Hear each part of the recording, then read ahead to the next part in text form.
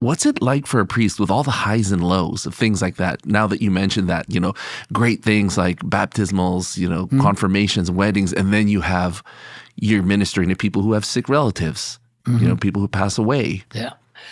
I think that for a person listening to this, it's hard to imagine how you could get used to it. That it's a daily phenomenon of moving from one emotional environment to another, even into non-emotional environments. So I'm at my desk, I'm reading email. It's like there's a lot of normality in the day as well. But I think almost from even probably during the seminary, you're getting used to being involved in people's lives at very acute moments.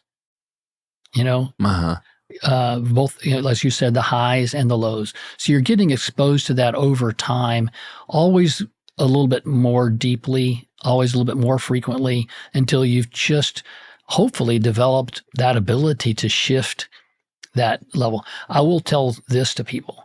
Priests before Mass are trying to get prepared themselves to enter into the sacred liturgy.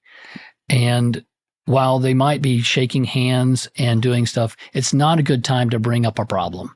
That they're upset with the business manager about something, or there's the holy water is empty, or whatever it might be.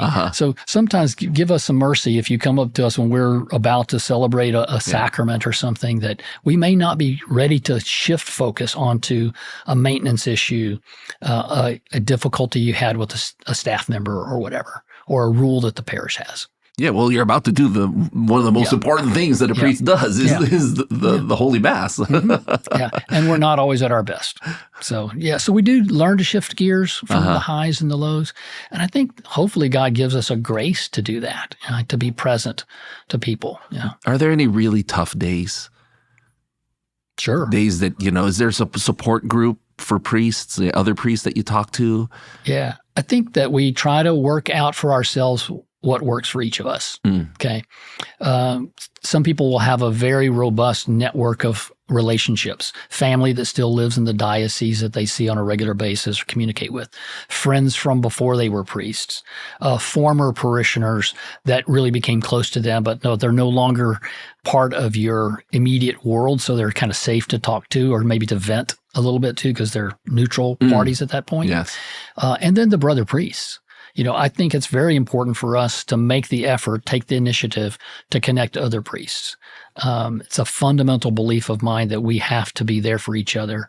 And that idea of priestly fraternity becomes a real thing. So for me, it's a big part of my own priesthood. I'm on a Zoom call every Friday. Once a month, I have a Word of Life meeting with priests. We get together for dinner here with priests locally, usually about once every month or two. So do things like that.